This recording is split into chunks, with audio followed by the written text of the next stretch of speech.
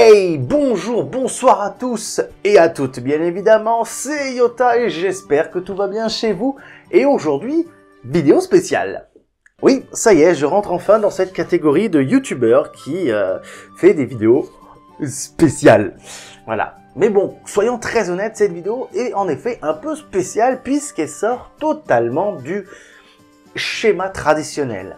En effet, pour ceux qui sont là depuis quelques mois, vous avez dû voir passer dans une des vidéos que j'ai sorties une licence de football japonais qui a clairement eu un succès phénoménal dans le monde entier, en particulier en France.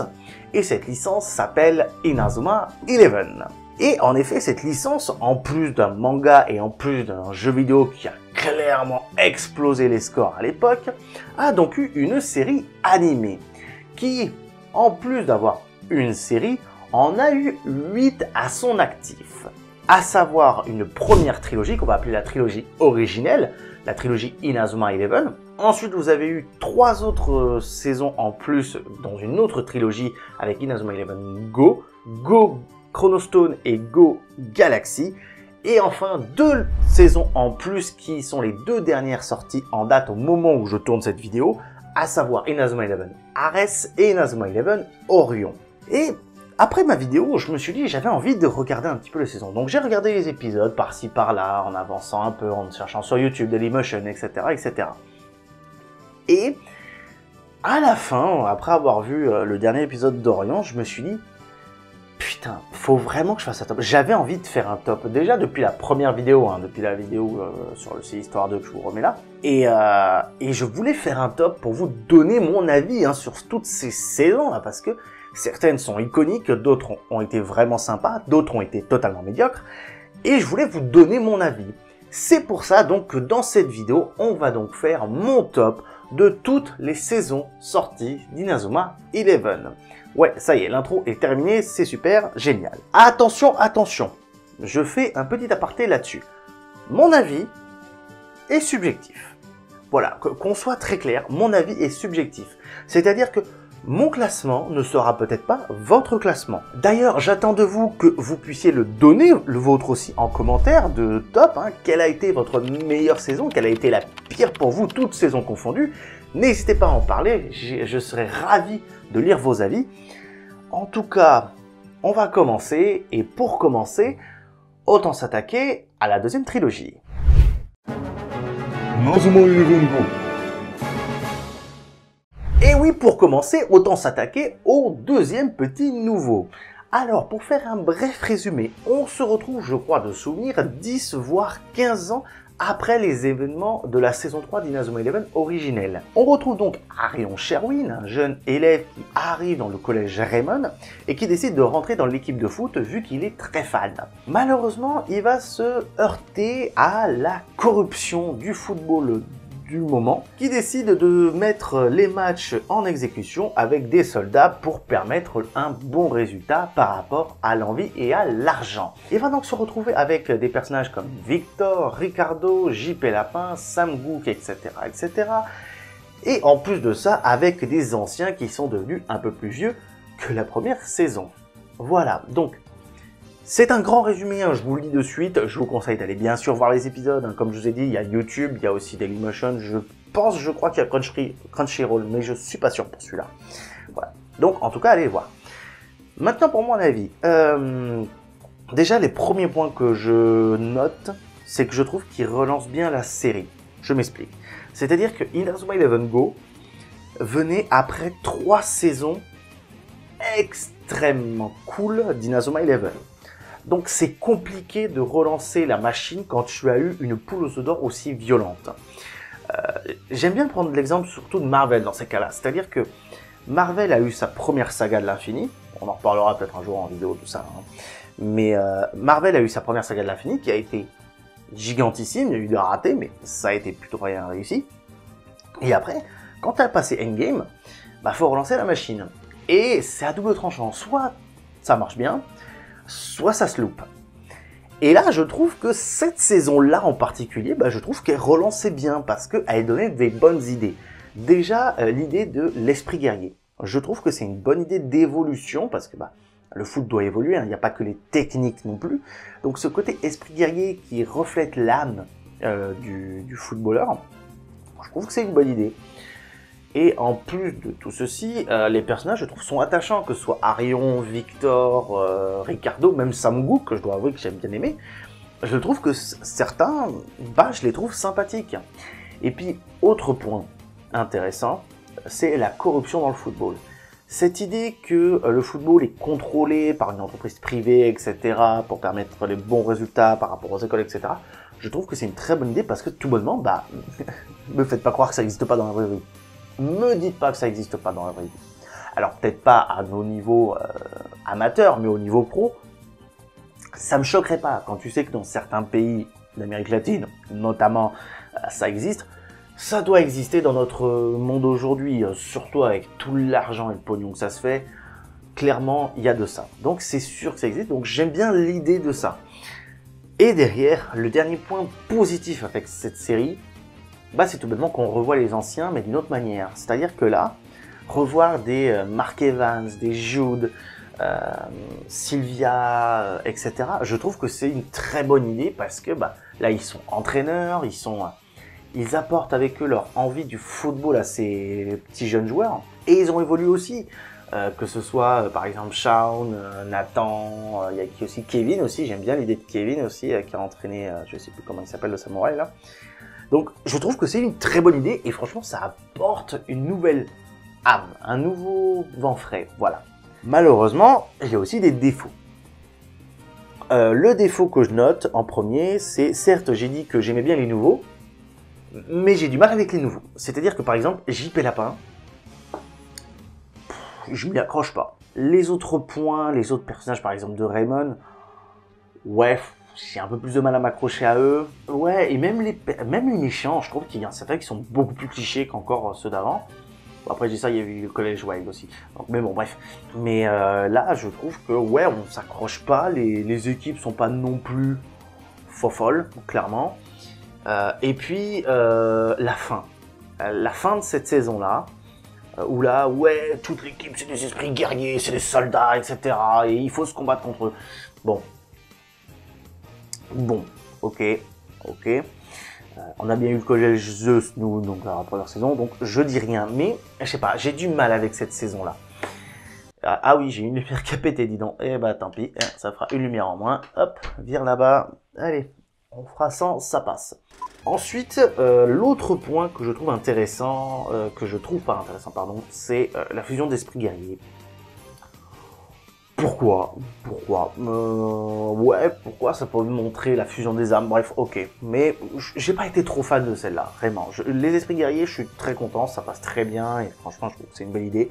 La fusion d'esprits guerriers, bon, un peu moins, voilà. Ce qui fait qu'au final, pour cette saison-là, je la place plutôt bien. Et je la place même très bien, puisque je la mettrai directement en 4e position. Voilà. Maintenant que la messe est dite sur celle-là, passons à une qui m'a un peu beaucoup plus déçu. Inazuma Eleven Ares. Alors, Inazuma Eleven Ares a à peu près le même style d'arrivée que Inazuma Eleven Go. C'est-à-dire que, avant que je vous parle de l'histoire, Inazuma Eleven Ares arrive après la 3e saison, donc la saison finale d'Inazuma Eleven Go, donc Galaxy, qu'on viendra parler plus tard. Vous inquiétez pas, je me le garde au chaud celui-là. Donc, il fallait absolument relancer la machine, sans trop en faire et sans se louper. Donc c'était vraiment clairement à quadruple, quintuple tranchant. Inazuma Eleven Ares, c'est quoi? Déjà, on est 1 an après la première saison d'Inazuma Eleven originelle. Attention, c'est technique. Et ils ont changé toute la temporalité de la licence. C'est-à-dire que là, on a 2 branches. On a donc la première branche qu'on connaît tous, la fameuse branche où il y a Inazuma Eleven, Inazuma Eleven Go, etc. Et donc, après Inazuma Eleven, tu as une nouvelle branche qui apparaît, donc avec Inazuma Eleven Ares. Donc, l'histoire est la suivante. Après la victoire de Raymond au Football Frontière, ils ont décidé de se séparer en plusieurs joueurs, entre guillemets, pour aller dans différents collèges, pour faire monter le niveau du football japonais. Et pour garder quand même une équipe à Raymond, ils ont décidé de récupérer une équipe venant de l'île de l'Inde, lointain, je sais plus le nom de l'île, désolé, et de récupérer cette équipe-là pour qu'elle devienne la nouvelle équipe de Raymond et affronter toutes les équipes une à une pour ensuite gagner le football frontière là aussi. Les avantages de cette série, le scénario des anciens Raymond. Clairement, je trouve que c'est une très bonne idée d'avoir changé cette temporalité pour justement voir qu'est-ce que ça pourrait donner en faisant ça, pour montrer le football à tout le Japon. Je trouve que c'est une très bonne idée d'approche. L'autre aussi, les graphismes.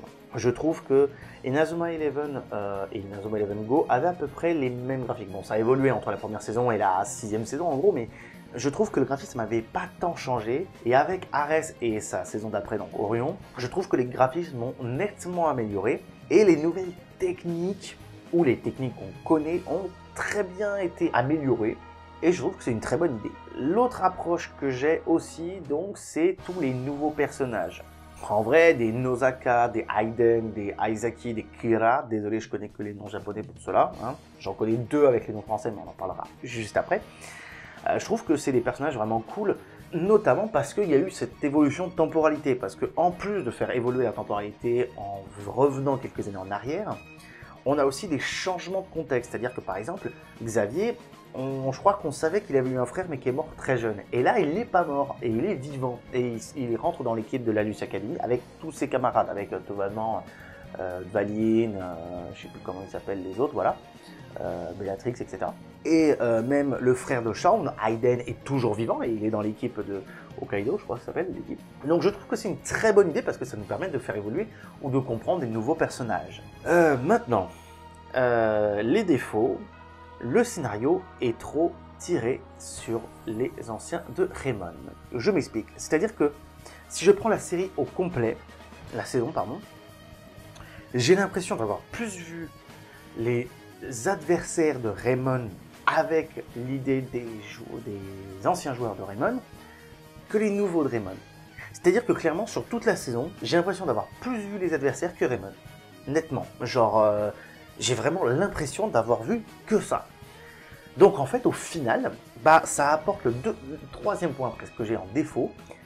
Je n'ai pas d'empathie ni d'amour pour cette nouvelle équipe. C'est-à-dire que les Sony, les Basile et tous les autres, je n'y arrive pas. Par exemple, j'ai dû aller rechercher les noms des 2 personnages principaux, donc le fameux Sophie d'Axel et Sony, parce que tout bonnement, je ne me suis pas attaché. Je n'ai pas réussi à m'attacher à cette nouvelle équipe de Raymond. À part le personnage qui peut un peu faire penser à Kevin avec son attaque la limonade là.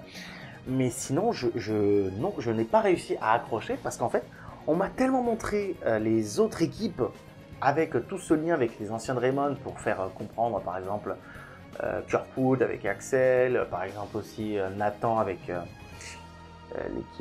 l'ancienne équipe de Red Ark, mais je me souviens absolument plus déjà son nom, ça me fait chier. Et en fait, je n'ai pas réussi à avoir d'empathie pour ces nouveaux joueurs de Raymond.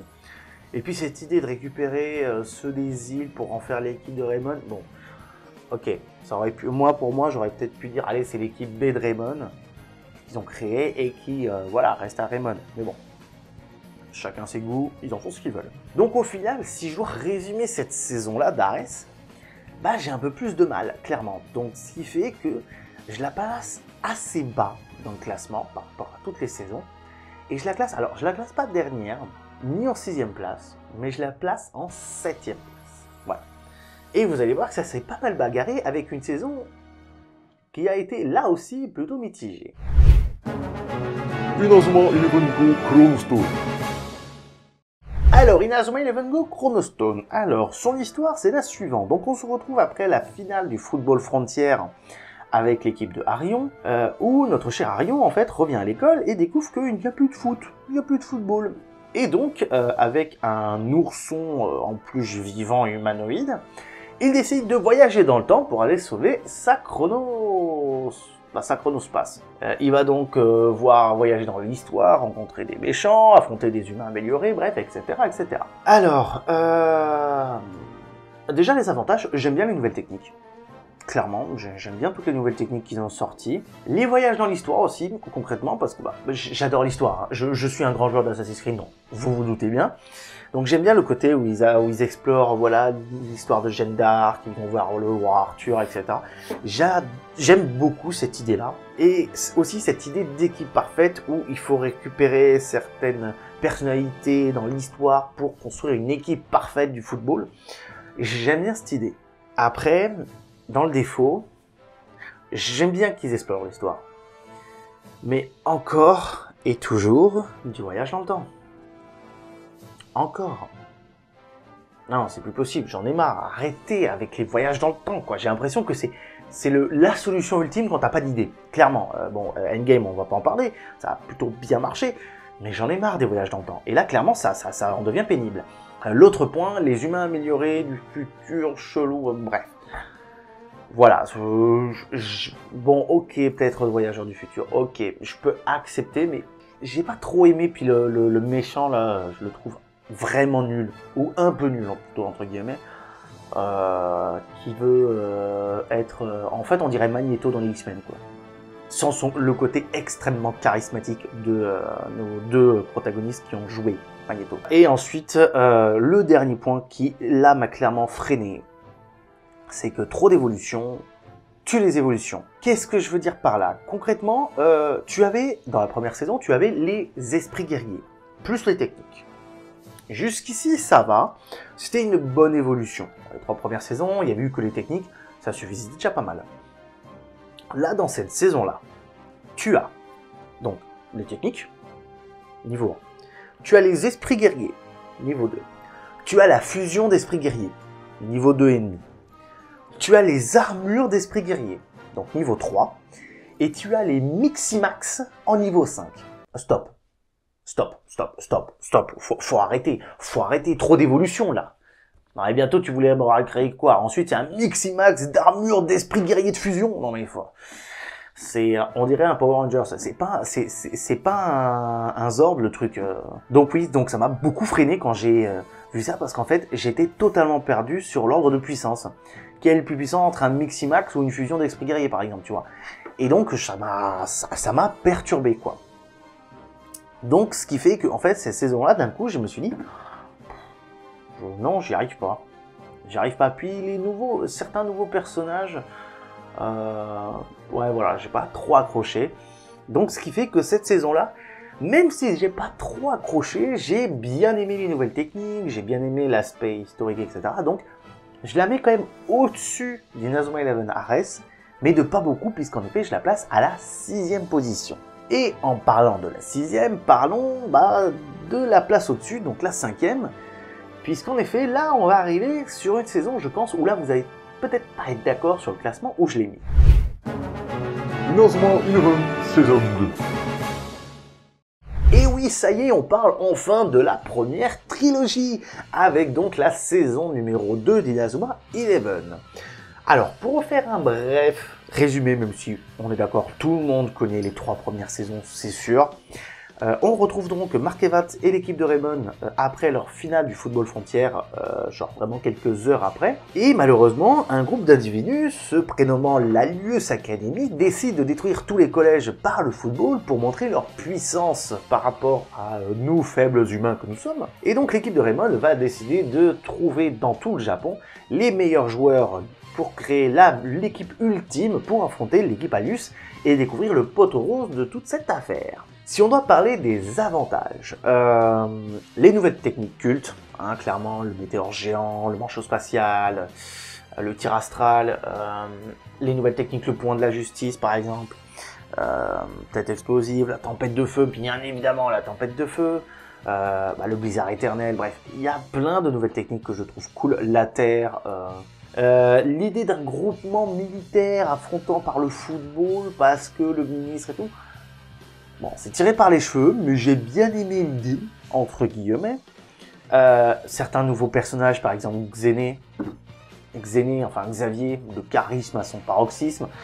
Shaun Frost, bien évidemment, hein, c'est les 2 personnages clairement qui ont été sublimés, hein, tellement été sublimés qu'ils sont apparus dans la saison 3 dans l'équipe d'Inazuma Japon, hein, on sait très bien pourquoi. Même j'aime bien Dvalin. En vrai, j'ai bien aimé toute l'histoire tournée vers Dvalin, même l'équipe de...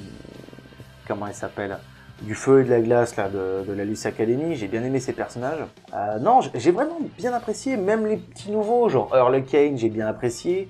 À part Sue. Sue, je n'en pouvais plus. Je n'en pouvais plus. Ça me détruisait le cerveau. Mais tous les petits nouveaux, même le nouveau gardien là, j'allais l'appeler Adrien, tu vois, je sais même pas pourquoi. Même si j'ai eu beaucoup de mal, en fait, j'ai beaucoup de mal avec cette saison pour un point, c'est que je ne vois pas Marc en dehors de son poste de gardien. Voilà, c'est tout. D'ailleurs, oui, autre avantage, Mark Evans, bien évidemment, l'un des personnages ultimes de Inazuma Eleven, donc ça fait partie clairement des avantages. Axel Blaze aussi, hein. Clairement, son histoire est fabuleuse. Tempête de feu, son retour, pépite. Dans les défauts, la fin est un peu tirée par les cheveux. Genre la fin où genre les empereurs noirs avec la pierre, ils sont allés les récupérer, ils sont devenus ultra puissants alors qu'ils étaient tous blessés comme des cons. Bon, ok, si tu veux. Même si j'ai bien aimé le Phénix Noir, parce que dans les techniques du jeu vidéo c'est vraiment cool, mais voilà, sinon j'ai eu un peu de mal. Et puis, comme les voyages dans le temps, encore les extraterrestres, quoi. Encore et toujours. En fait, j'ai l'impression qu'en fait, t'as pas d'idée. Voyage dans le temps. Si tu l'as déjà fait, fais extraterrestre. Et vous allez voir, ça va à peu près se confirmer là plus tard. Mais voilà. Alors j'aime bien parce que c'est pas forcément des extraterrestres, c'est l'idée des extraterrestres. Mais voilà, j'en avais marre. Mais disons que bon voilà, sur toutes les saisons que je vous ai citées avant, je trouve que c'est celle qui est la mieux, parce que tout bonnement elle est restée culte, parce que quand même il y a des personnages qui sont restés extrêmement cultes. C'est la première, ça fait partie des 3 premières saisons, pardon, donc on l'a aimé, on l'a adoré, donc je la place en 5e place. Et vous allez voir que comparé à la prochaine, le classement sera vite réglé. Et là je sais que dans les commentaires on va débattre. Et on va le faire. Inazuma Eleven Go Galaxy. Alors, cette saison-là, c'est la plus polémique, la plus controversée de toutes les saisons confondues d'Inazuma Eleven, mais il faut qu'on en parle. Donc, Inazuma Eleven Go Galaxy, qu'est-ce que c'est? Et ben, on se retrouve après donc les événements Chronostone, et on se retrouve à la base pour une sorte de football frontière international. Et Reda, je crois, le coach, je crois, choisit donc 3 personnages, Arion Sherwin, Victor et Ricardo, et il choisit ensuite une équipe de bras cassés venant de tout plein d'autres sports pour créer une équipe pour affronter l'international. Mais bien évidemment, il n'en est rien, puisqu'en effet, ils vont sauver leur terre en affrontant d'autres équipes qui vont représenter leur planète pour qu'elle ne soit pas détruite. Voilà, voilà. Je pense que déjà vous avez trouvé le défaut que j'ai trouvé là-dessus. Et vous allez voir que dans les avantages, c'est vraiment compliqué. C'est-à-dire que, à part Arion, Victor, Ricardo, et le méchant, c'est vrai, est badass.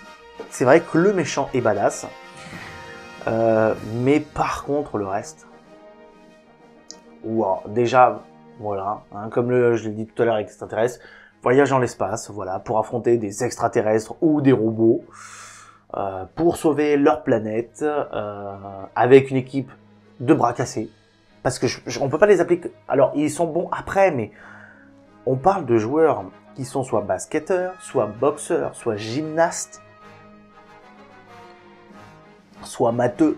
Bref, pourquoi C'est ça que je comprends pas, c'est-à-dire que Alors, il a trouvé l'esprit du football chez eux, mais je n'ai pas aimé l'idée de me dire tout le monde peut être footballeur.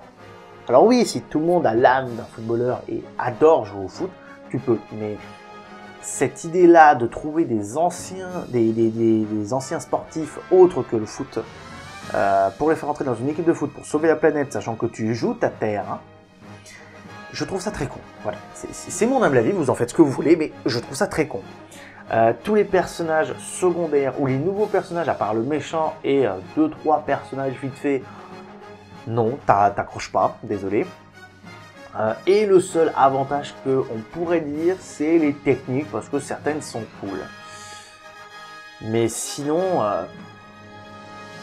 non, ouais. Alors, je comprends l'idée que, de toute façon, c'était Inazuma Eleven Go, ça n'a pas trop marché, hein. Clairement, Chronostone n'avait pas été apprécié, mais alors là, Galaxy, ça s'est casser la gueule. Et je sais que c'est très controversé parce que certains ont bien aimé l'idée et d'autres ont carrément pas aimé. Et bah c'est comme tout, hein, c'est comme n'importe quel film de cinéma, surtout avec Marvel, c'est-à-dire que tu vas avoir un groupe qui va surkiffer, qui va dire que c'est clairement la meilleure série, et l'autre qui va clairement voir le poteau rose derrière et se dire non, en fait, elle est nulle. Et moi, malheureusement, je fais partie de la deuxième catégorie, et c'est pour ça que je la place nettement en 8e position. Ah, nettement. Genre là, c'est marqué au fer rouge que pour moi, elle est en dernière position. Alors après, rien n'est moins sûr, hein. Peut-être qu'il y aura d'autres saisons derrière, par la suite, en quelques temps, qui, j'espère, va sortir, et peut-être qu'elles seront encore pires. Mais, pour le moment, je la place en 8e position. Bon, maintenant, après avoir parlé des 5 dernières, entre guillemets, on va donc enfin parler de mon top 3. Alors, par rapport à tout à l'heure, là, je vais vraiment vous donner du 3e au 1er. Et autant vous dire que ça s'est bagarré, parce que dans la liste, nous avons donc la dernière saison d'Inazuma Eleven sortie ce jour, et les 2 autres saisons de la première trilogie originelle. Je pense, sur ce coup-là, sans trop m'avancer, je pense que c'est à peu près le même top que beaucoup de gens. En particulier peut-être pour les 2 premiers. Pour le 3e, je suis peut-être pas sûr, mais je trouve qu'elle mérite quand même cette place. Et en parlant de tout ça, donc mon numéro 3, c'est... Inazuma Eleven Orion. Et oui, donc en 3e place, j'ai donc mis la dernière saison en date, à savoir Inazuma Eleven Orion. Alors, pour résumer, donc on se retrouve après les événements de Ares, où Raymond a donc gagné le Football Frontier, et ils ont décidé de revenir sur l'idée de la 3e saison de Inazuma Eleven originelle, à savoir le Football Frontier international. Et donc là, ils ont décidé de réunir plein de joueurs qu'on connaît tous déjà, hein, donc Marc, Nathan, Axel, Jude, etc. Et de rajouter tous les petits nouveaux, hein, donc Aizaki, Donzaka, Sony, Basile, etc. pour créer leur équipe internationale Inazuma Japon et affronter des équipes comme l'équipe d'Espagne, de Russie, etc., etc. Alors, qu'on soit très clair, l'avantage, c'est que j'adore le crossover ancien-nouveau. Par rapport à RS, où là, je pouvais aimer, mais vu qu'ils n'étaient pas dans la même équipe, on le voyait pas tant que ça. Là, le crossover avec les anciens et les nouveaux personnages, je trouve ça très cool. En particulier, un autre point intéressant, les rivalités internes, que ce soit avec Aizaki et Kira, je crois. Voilà, Kira et Aizaki. Je trouve que c'est une très bonne idée d'approche. Les graphismes sont vraiment aux petits oignons, clairement. Je trouve que Ares, les techniques étaient vraiment belles, hein, les graphismes avaient vraiment évolué, mais là je trouve qu'avec Orion ça avait encore plus évolué, les techniques sont vraiment belles à voir. Et puis ouais, le crossover, tout ça, revoir Marc, etc. Même si, je dois vous avouer, je suis un peu déçu par les techniques de Marc, parce que là ça fait trop réel. Enfin, c'est un point aussi que je trouve avantageux et désavantageux pour cette saison-là.